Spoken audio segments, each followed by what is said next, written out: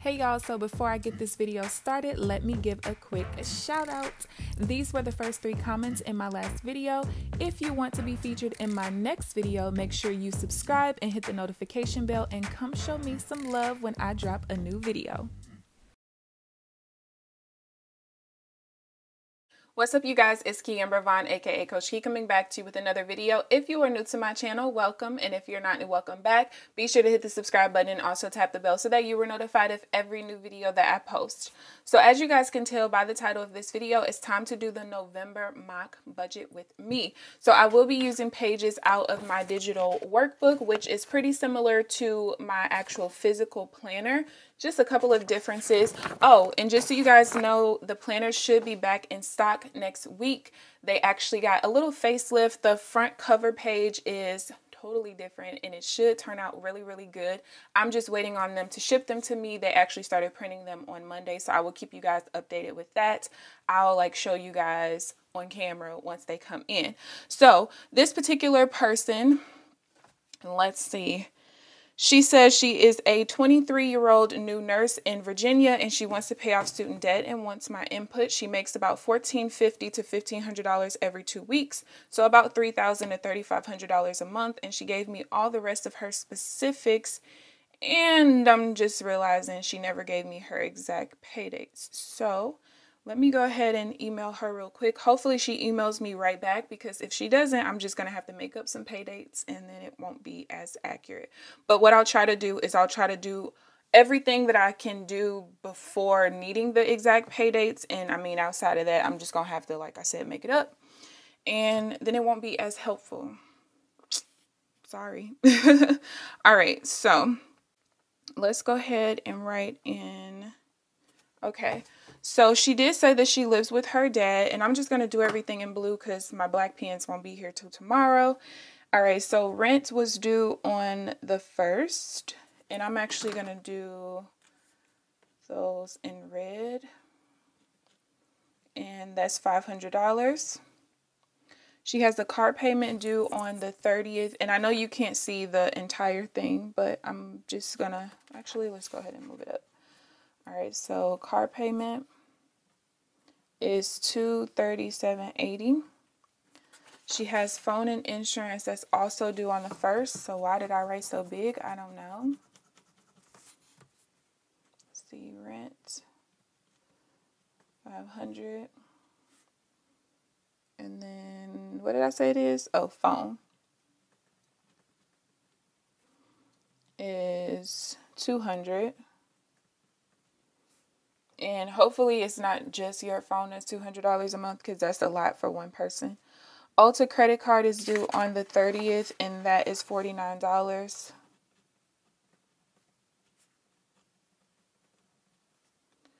American Express is also due on the 30th. All right, I can tell you there's a problem right now. $35. And then there's a Bayport MasterCard, that's $20. Okay, I'll do on the 20th. All right, so first things first,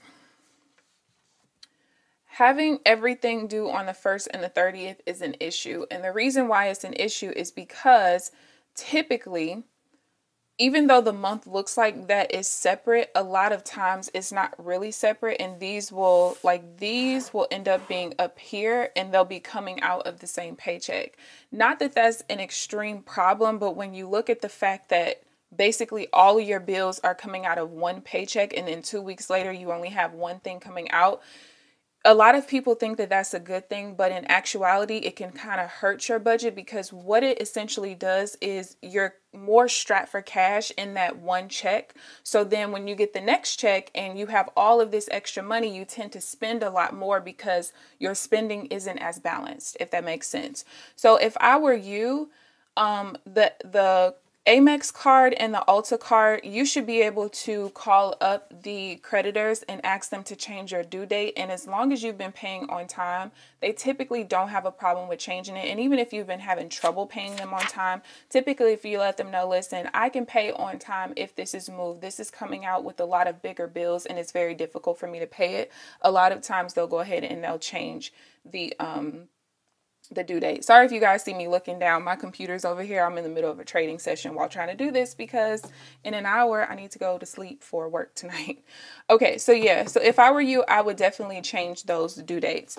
Now, as far as everything else, she still hasn't emailed me back yet. So let's try to first do this page, these two. And then hopefully by the time I'm done doing these two, she gives me the pay dates, because with me making up the pay dates, it kind of hurts her in the long run because I can't do the most accurate paycheck to paycheck budget, which means that this won't be completely accurate anyway either, but you'll at least get somewhat of an idea. Because like I said, those bills should be coming out of the same paycheck anyway. So I'll just have to do a due date that shows, a pay date that shows that. All right, let's start off here. And I'll have to pull this back over here so I can see. Okay, so rent is $500. So the first step, well, the second step technically, because the first step was calendarizing our expenses. The second step is coming here and writing out all the fixed expenses. And I always do fixed before variable because I feel like paying your bills is extremely important. Okay, so phone and insurance is going to be $200. Then we have MasterCard is $20. Then we have an American Express for $35. We have a car note. I don't have that in here. For $237.80. And then we have Ulta for $49. Okay, so now we need to add that up.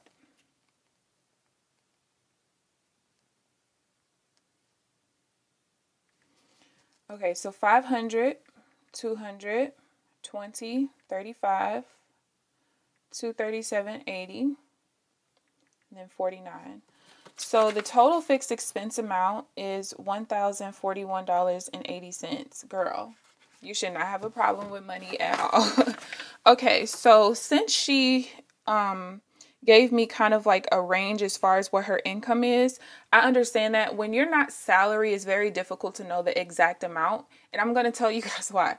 So I just got paid from my nursing job again, right? And basically last month, both of my checks equaled out to like $21.40. Well, when I just got paid yesterday, I got paid $11.66, I think. So it's really weird because I had the exact same number of hours as last month, but if I get paid $11.66 again, that's more than the $21.40 that I was paid last month. It's very it's really awkward. I don't understand it. I really don't. But yeah, and I don't even clock in and out. Like mine's is manual, so I manually always put exactly 25 hours each week. So yeah, that kind of sucks, but what I think is best to do is to go on the low end. So we're going to do $3,000. And actually, she said $1,450 to $1,500 every 2 weeks. So we're going to do $2,900. Because that'll be the $1,450 times 2.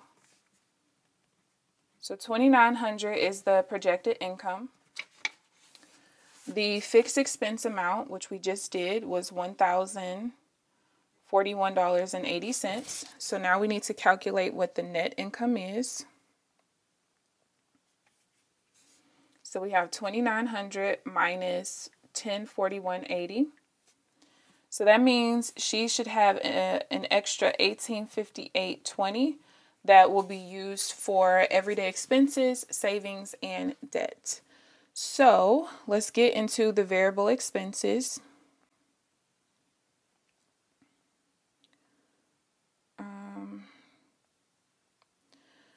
So she says, I'm awful at additional expenses, especially food, but it's about an additional $500 a month on gas, food, hair products, makeup, etc. I'm a lot better, but to be safe, that's what I spend. So she's saying 500 is her maximum. You can use me as a prime example of what not to do with your extra money. Oh, girl, $500 is actually not, and I actually told her this, $500 is not a lot of money to spend on gas, food, and hair products and makeup and stuff like that. That's actually pretty good. So I don't have to break everything down into like little small pieces and categories. I'm just going to literally just put $500 for the total budgeted expenses. So in order to calculate how much money out of the net income, so after we pay our bills, how much money should be allotted for the variable expenses, how much should be allotted for saving, and how much should be allotted for debt payment. Well, in order to figure out what percentage should be allotted for the variable expenses, what we have to do is we have to take the $500 that she spends on variable expenses and we have to divide that by the $1,858.20 because that's what our leftover money is, right? So again, if you're not good at math, you might have to watch some of these videos multiple times, but just understand in order to find the percentage, you have to have your total budgeted expenses divided by whatever your net income is. It's going to give you a decimal, and we're going to move the decimal 2 times. That's going to give me 26.9%. If you are still in debt like she is, you round up to the nearest 10%. If you're not in debt, you round up to the nearest 5, like you guys see me do in my budgets. So that means that we're going to allot for 30% of our leftover income to cover our variable expenses. Now, in doing that, there's a difference between 26.9 and 30%. That difference is the cushion that I'm giving her just in case she overspends. In order to find out what the exact amount is out of this budget to put towards the variable expenses, because we've overestimated, we have to figure out what that overestimated amount is. So in order to do that, we have to do 30% or 0.3. And if you're not good with decimals, let's just do it the easy way. Let's do 1,858.20 times 30%. So that means that total out of our net income after paying bills, we will have, or she will have, $557.46. You know that you've done this right if the amount here is more than the amount here, because again, we've given ourselves a cushion, okay? So out of the total 100%, 30% is now gone to our variable expenses, which means that we have 70% left over. And this is how I know she's not doing horrible with spending, because that's a significant amount of money still left over. Now, here is the thing. I know that the popular thing is to only have $1,000 in savings and throw everything else at your debt. I don't think that that's a safe route, because you can lose your job at any point in time. You can get sick at any point in time and need to take time off of work. Maybe you don't have PTO. Who knows? I just think that saving money while getting out of debt is the safest route for you to do, because anything can happen, okay? Anything. So what I particularly tell people to do is divide that last percentage, the 70%, in half. You send half to savings, half to debt. The other thing that does is a mental thing. If you send an extra $400 off to debt, but you also save $400 at the same time, you won't feel as guilty or as bad or as stingy with your money in paying the debt off, because you know you've saved the same amount of money. Now remember, over here, we've already taken care of our minimum payments. This is literally the extra debt payments that we have, right? So it seems as though the only debts that she has is her student loan, the car, the MasterCard, Ulta, and Amex. So we're going to do 35% here, 35% here. And of course, if you add those up, that gives you 100%. So the 35%, we're going to do the same thing we did to figure out what the 30% is. And that means that $650.37 should be going towards savings, and $650.37 should be an extra debt payment. Now, here's the thing. With my method, as you are paying your debts off, so let's say that she paid MasterCard off, right? That means the next month after paying MasterCard off, her fixed expense amount is less, which means that we reach our threshold of paying our bills a lot quicker. And then that means that we have extra money to be sent off to savings and to debt, because remember, we're splitting that extra money out. So I don't really know what savings and stuff that she has, but this should be about how much you're able to save on a monthly basis. And this should be about how much you have in extra debt payments. Now, I do go with the notion of paying the minimum, like list your debts out, smallest to largest, pay the smallest off first and keep going up to the largest, because going on your debt freedom journey, you guys, can be very exhausting, especially when it's a long process. And when you pay off the smaller debts first, it kind of gives you that celebration type of thing. But then as you get to the largest debt, the last celebration takes a long time, right? So that's that. Now, she still has not emailed me back yet, so I'm just going to make some pay dates up, and then we're going to finish this thing on out. So let's go ahead and go with, we're going to go with every other Friday, because that's what most people get paid. The only problem with doing this Friday is that this one, this 30th, is included with the last check, and I just want to do one where everything is in one check, because most of the time that's probably what it's going to end up being. So let's make this a payday,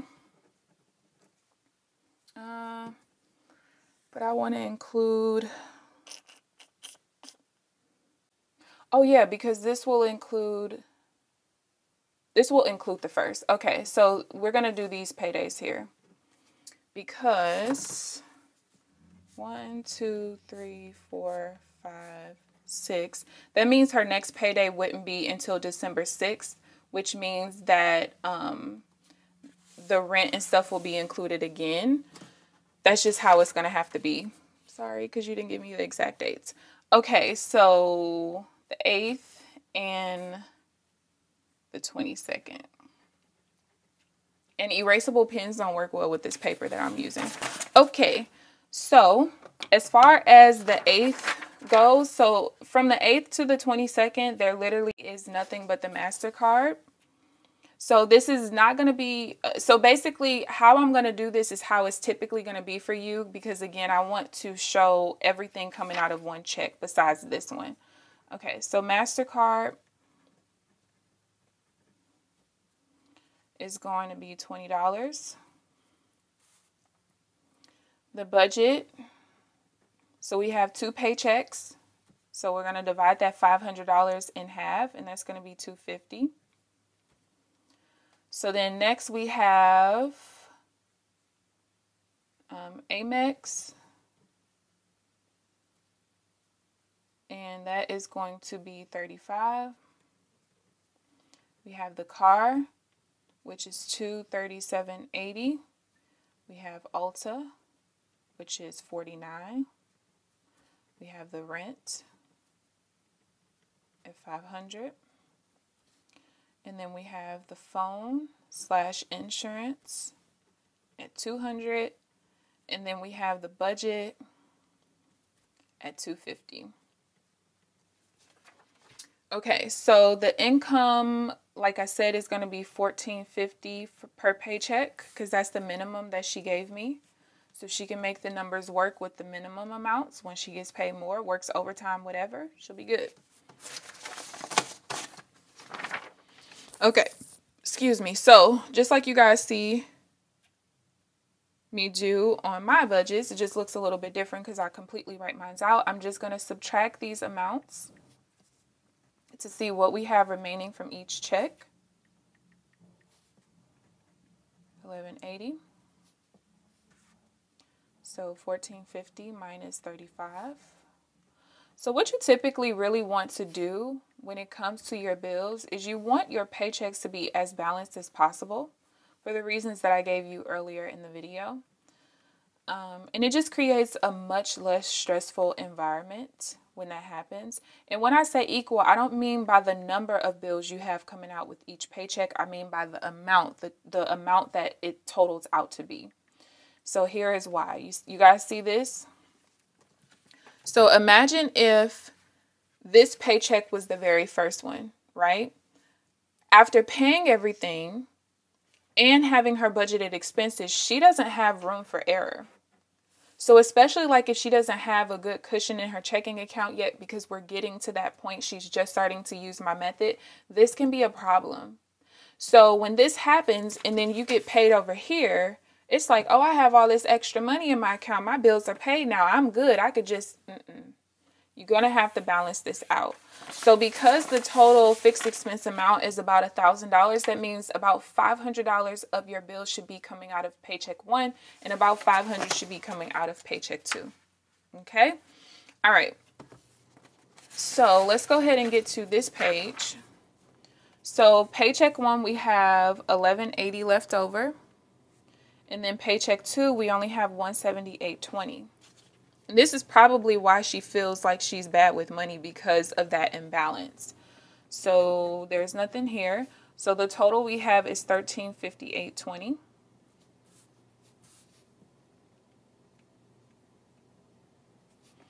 Okay, so the plans. Remember, we're doing half to savings and half to debt. So $679.10 needs to go to savings. Now, how you divvy this up is up to you. If you have not completed your mini emergency fund of $3,000, all of this needs to go to that. If you have, then start saving for your true emergency fund. You also can do it to where, hey, this certain percent goes to my emergency fund, this certain percent goes to sinking funds. That's all up to you. That's a personal thing. And then the other $679.10 needs to go to debt repayment. Now, this needs to go to the same debt. Now, let's say her smallest debt is only $500. Well, that means that $500 needs to go to the smallest debt and the remaining $179.10 goes to the next debt, right? So that's how you're going to pay that one off. So let's go ahead and do the weekly allocation so that you know how you need to divvy your money up when you do actually get paid. Again, the numbers are going to be a little bit off because I don't know your pay dates, but also because I don't know your exact income, and you don't even know your exact income because it can change based on when you clock in and clock out. Okay, so the threshold again, which is the fixed expense amount, is $1041.80. We got 30% for checking, 35% for savings, 35% for debt.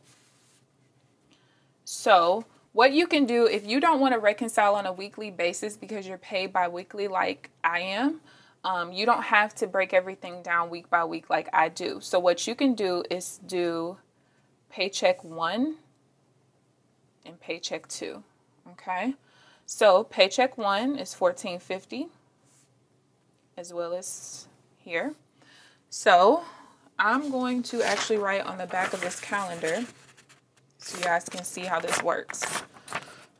So already with paycheck 1, when we get paid, so your month should start on the first paycheck of the month. So you should always start out with a paycheck, right? Now, whether that paycheck can cover all of your bills or not depends on your particular income and your particular fixed expense amount. But for her, as you guys can see, the $14.50 covers her threshold, which means that her first check can cover all of her bills for the month. Will she pay all of her bills at one time? No, but it can cover it if need be. So we have $14.50 was the paycheck. $1041.80 is what she needed to cover her fixed expenses. So we have $14.50 minus $1041.80. So that's $408.20. So after she has enough money to pay her bill, she has $408.20 left over as her net income, and that is what needs to be broken down into 30%, 35%, and 35%. You do not break down this entire amount. You break down what's left over after you've earned enough to pay your bills. So let's go ahead and multiply that by 30%. So that means $122.46 is going to stay in the checking.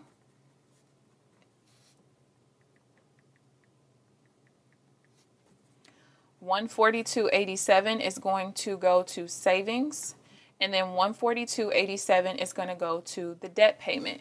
Now, if I were you, as soon as this money comes in and you calculate your numbers, whatever you come up with, which it should be a little bit more because this is an underestimated amount of income, this goes to debt immediately. Do not wait till the end of the month.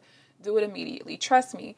And why is it safe? Because you've already saved the exact same amount of money. So you've given yourself that buffer, right?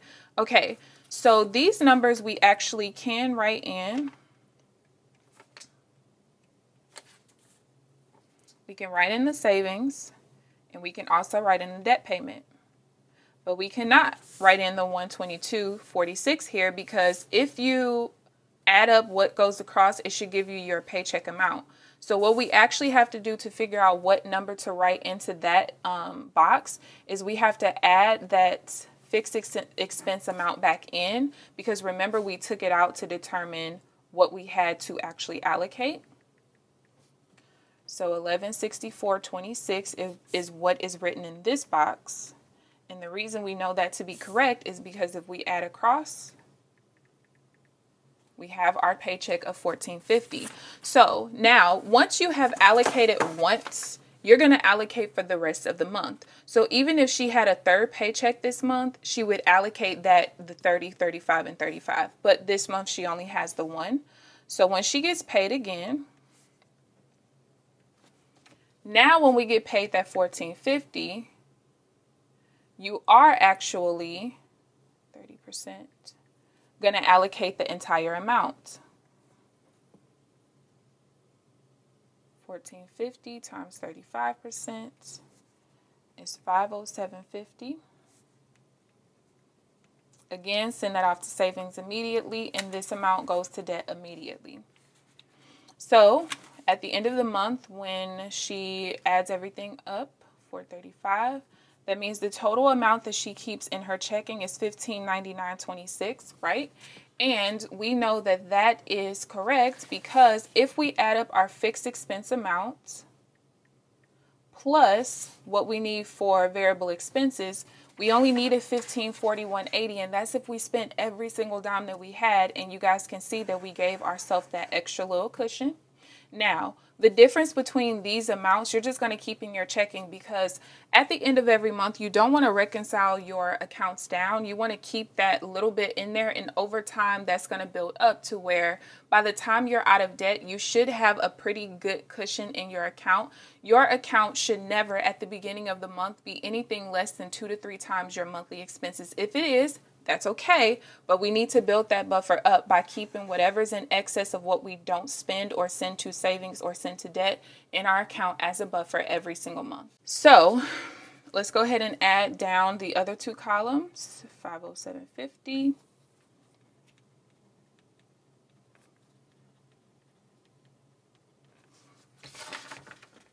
And that should be pretty close, if not exactly what we wrote.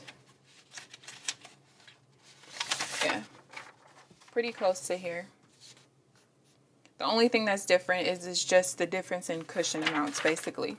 But that's that. So honestly, I'm not sure how horrible you think you're doing as far as like what your income is versus your expenses and everything, but you are doing very, very well. Again, I'm sorry if my pay dates are a little bit off, but again, it kind of gave you the same what I wanted you to see, how everything typically is going to come out of one check because of so many of your things, basically everything being due on the last day or the 30th or the 31st of the month and the 1st. So I hope that you guys enjoyed this video. If you guys have any questions whatsoever, feel free to leave them down below. I hope that me kind of explaining, especially the percentages and stuff, helped you guys a little bit more, because I know that when you guys see my budgets that don't include debt, it makes it a little bit confusing and, well, how do I split this? How do I split that? That's why when I do the mock budgets, I try to always have someone who's still in debt so you guys can see how I do that. But yeah, please thumbs up this video, subscribe if you haven't already. But other than that, I will see you guys in the next video. Bye guys.